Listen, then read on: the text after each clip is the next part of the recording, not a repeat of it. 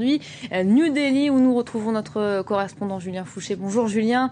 Et ce qui fait l'actualité chez vous aujourd'hui, c'est cette loi visant à écarter du Parlement les députés condamnés par la justice. Oui, et d'ailleurs, la une du Mail Today, c'est cet homme, Lalou Yadav, qui sort du tribunal, qui vient de perdre son siège au Parlement, qui vient d'être déclaré inéligible à vie suite à une décision de justice qu'il a condamné, qu'il a déclaré coupable de corruption, un crime passible ici de 7 ans de prison. Donc cette décision à l'encontre d'un politicien très puissant, réputé intouchable et surtout historique. Il a dirigé la province du Bihar pendant 15 ans, il a été ministre. Eh bien, c'est un coup de tonnerre dans la vie politique indienne et c'est aussi une victoire de la Cour suprême qui était en bras de fer avec le gouvernement.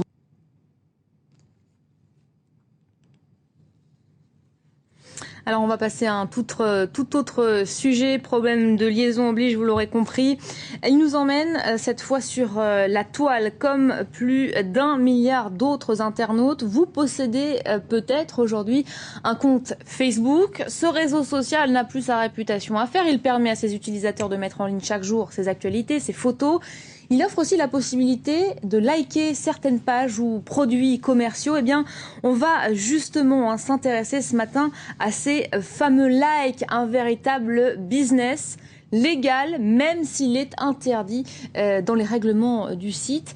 Il s'est créé autour de ce phénomène de clics. On a nos équipes donc sur place en Inde ont pu rencontrer ces petites mains qui likent pour vous, moyennant rémunération. Reportage. Première étape de notre enquête, créer une page Facebook pour déclarer notre amour au fromage.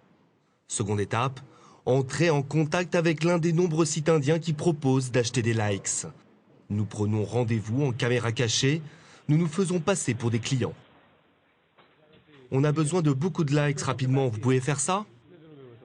Oui, bien sûr. Comme je vous l'ai dit, il y a un autre client. On lui a fourni plus de 150 000 likes en 2-3 mois. Et pour un autre, on lui a même fait 90 000 likes en 15 jours. Pour 2500 likes, il nous en coûtera environ 60 €. Nous sommes dans ce qu'on appelle une click farm, une usine à clics. Ces employés activent des soutiens sur des pages Facebook toute la journée. Ils se cachent derrière plusieurs milliers de faux profils créés par cette petite entreprise. On a des équipes un peu partout en Inde. Tout le travail pour vous va être fait par ces équipes. Par contre, si vous voulez, on peut aussi le faire ici. Comme ça, vous pouvez vérifier. Devant nous et en quelques instants, le compteur affiche 18 likes. En seulement 2 jours, 800 profils Facebook vont aimer notre page sur le fromage. Acheter des likes sur Facebook, c'est de la triche.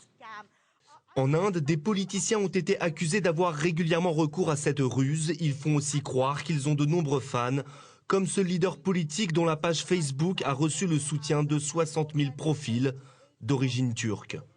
De quoi porter le discrédit sur les 4 milliards de likes produits chaque jour dans le monde sur Facebook. Je pense que comme de plus en plus de gens sont aujourd'hui dans les réseaux sociaux, on ne se préoccupe plus de qui exactement clique sur les pages. Il y a ce moyen maintenant pour ceux qui n'ont pas beaucoup d'éthique et qui ont ce besoin de reconnaissance d'acheter des faux likes.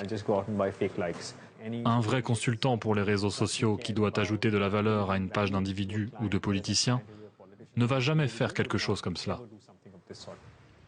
Dans cette industrie des faux likes, personne n'accepte de parler à visage découvert. Cet homme nous a reçu chez lui un quartier populaire de la capitale indienne. Son travail, cliquer toute la journée sur les pages Facebook de chanteurs d'opéra roumains ou encore de garagistes brésiliens pour une centaine d'euros par mois. Je ne pense pas que ce soit bien ou mal de faire cela, mais bien sûr, tout est faux. En revanche, les gens pour lesquels on travaille, ils peuvent maintenant vanter les mérites de leurs produits, de leur business. Mais bon, c'est extrêmement ennuyeux de cliquer toujours sur le même bouton toute la journée. C'est comme si toute votre vie, vous mangiez exactement la même chose pour le petit déjeuner, à midi et le soir. Comme manger du fromage, par exemple. Notre page, elle, gagnera encore 20 likes en quelques minutes et quelques clics de ces nouvelles petites mains du web. Alors on va tenter de rétablir la connexion avec Julien Fouché, notre correspondant à New Delhi. Julien, ces révélations sont assez inédites. On avait déjà entendu parler de ces faux commentaires sur les sites tels que TripAdvisor notamment. Comment avez-vous fait pour approcher ces petites mains qui likent donc pour nous, moyennant rémunération? Dans quelles conditions s'est déroulé ce reportage? Écoutez, il y a énormément de sites sur la toile indienne qui proposent d'acheter des likes. On en trouve même sur Facebook. On trouve des pages Facebook qui proposent, on en a vu une qui propose d'acheter des likes au Bangladesh, donc toujours en Asie du Sud. Après, pour les rencontrer avec la caméra, pour qu'ils puissent parler devant la caméra, comme vous l'avez deviné dans le reportage, c'est compliqué pour aller voir ces petites mains qui travaillent, qui likent les pages des autres. Il a fallu négocier longuement avec cette personne, il a fallu la rencontrer chez elle, il a fallu discuter avant qu'elle accepte de témoigner, même si son visage était flouté. Donc ici, les faux likes ont quand même une consonance particulière, puisqu'il faut savoir que l'Inde, c'est le deuxième pays en termes d'utilisateurs Facebook, derrière les États-Unis. En Inde, on compte 60 millions de comptes Facebook. Voilà, ces révélations en tout cas mettent en avant des failles du réseau social Facebook notamment. Que peut faire Facebook aujourd'hui pour contrer ce business ? Écoutez, ce que peut faire Facebook pour l'instant, c'est tout simplement désactiver les comptes, puisque faire des faux likes, c'est juste contraire au règlement interne de Facebook. Ce n'est pas contraire à une quelconque loi.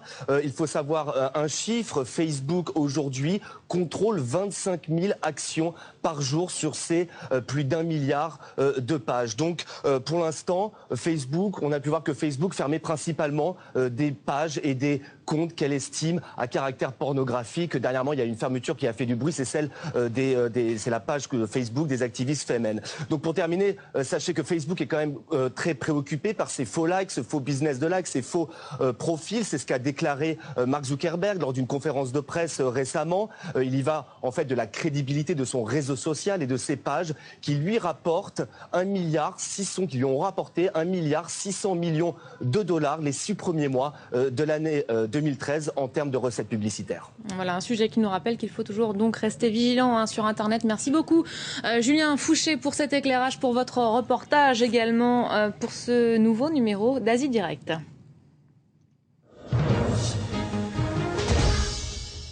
Allez, c'est l'heure du sport. Maintenant, on vous parle de football et des tout derniers résultats de la Ligue des Champions. Regardez.